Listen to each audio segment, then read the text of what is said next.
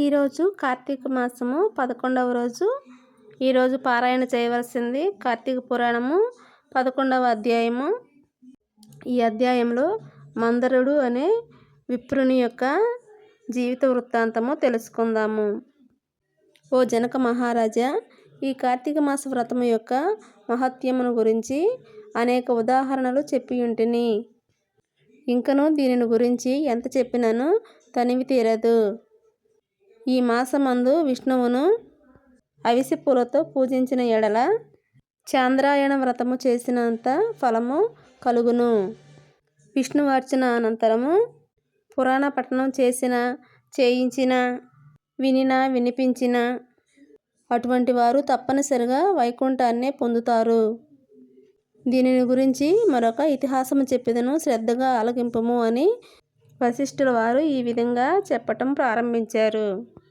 పూర్వము కళింగ దేశమున మందరుడు అనే విప్రుడు కలడు.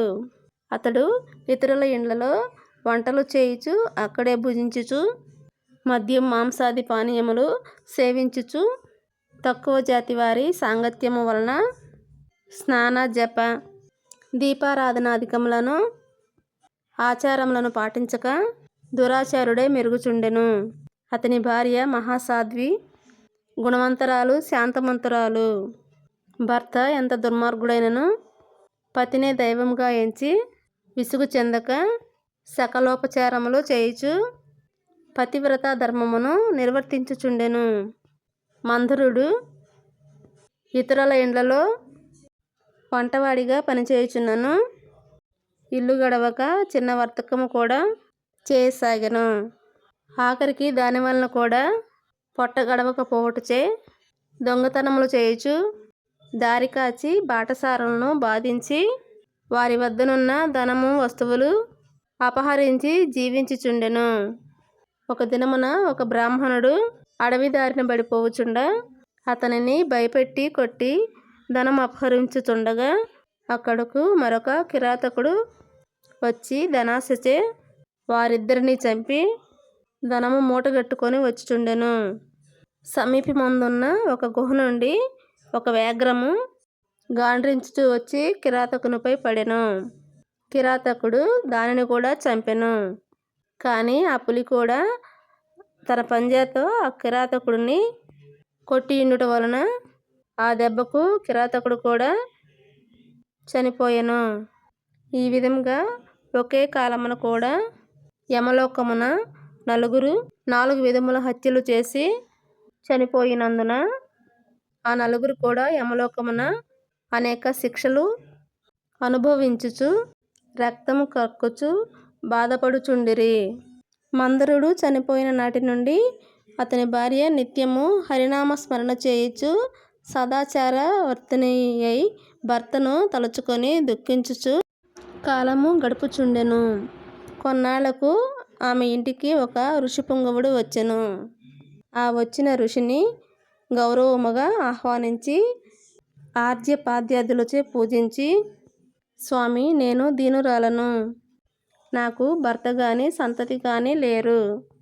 నేను సదా హరినామ స్మరణ చేయుచు జీవించుచున్నదానను. కాన నాకు మోక్ష మార్గము ప్రసాదించమని బ్రతిమాలుకొనెను. ఆమె వినయమునకు ఆచారమునకు ఆ ఋషి సంతసించి, అమ్మ, ఈ దినము కార్తీక పౌర్ణమి, చాలా పవిత్రమైన దినము. ఈ దినమును వృధాగా పాడు చేసుకొనవద్దు. ఈ రాత్రి దేవాలయములో పురాణము చదువుదురు. నేను చమురు తీసుకొని వచ్చెదను. నీవు ప్రమిదను వత్తిని తీసుకొని రావలయును.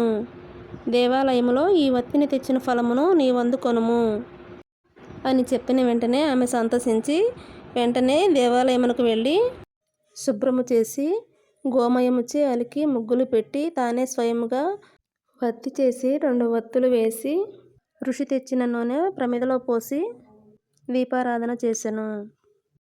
ఇంటికి వెడలి తనకు కనిపించిన వారికెల్లా ఆ రోజు రాత్రి ఆలయమునందు జరుగు పురాణ కాలక్షేపమునకు రమ్మని చెప్పెను.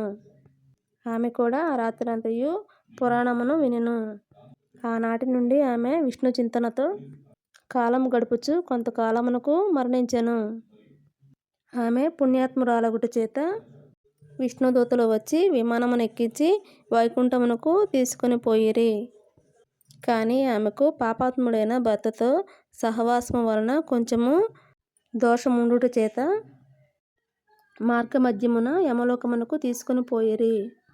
అచ్చట నరకమందు మరొక ముగ్గురితో బాధపడుచున్న తన భర్తను చూచి, ఓ విష్ణుదూతలారా, నా భర్త మరి ఆ ముగ్గురును ఈ నరక బాధ పడుచున్నారు కాన నా యందు దయ ఉంచి వారిని ఉద్ధరించమని ప్రాధేయపడెను. అంతా విష్ణుదూతలు, అమ్మ, నీ భర్త బ్రాహ్మణుడై ఉండి కూడా స్నాన సంధ్యాదులు మాని పాపాత్ముడైనాడు. రెండవ వాడు కూడా బ్రాహ్మణుడైనను అతడు కూడా ధనాశచే ప్రాణహితుని చంపి ధనము అపహరించెను. మూడవ వాడు వ్యాఘ్రము. నాలుగవ వాడు పూర్వము ద్రవిడ దేశమున బ్రాహ్మణుడై జన్మించినను అనేక అత్యాచారములు చేసి ద్వాదశి రోజున కూడా తైలలేపనము మద్య మాంస భక్షణ చేసినాడు గాన పాపాత్ముడైనాడు.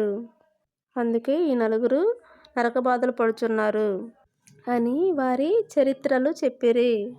అందులోకి ఆమె చాలా విచారించి, ఓ పుణ్యాత్ములారా, నా భర్తతో పాటు మిగిలిన ముగ్గురును కూడా ఉద్ధరింపుండని ప్రార్థించగా, అందులోకి ఆ దూతలు, అమ్మ, కార్తీక శుద్ధ పౌర్ణమి నాడు నీవు వత్తి చేసిన ఫలమును వ్యాఘ్రమునకు, ప్రమిద ఫలము కిరాతకునకు, పురాణము వినుట వల్ల వచ్చిన ఫలమును విప్రునకు దారపోసినచో వారికి మోక్షము కలుగును అని చెప్పగా, అందులోకి ఆమె అట్లే దారపోసెను.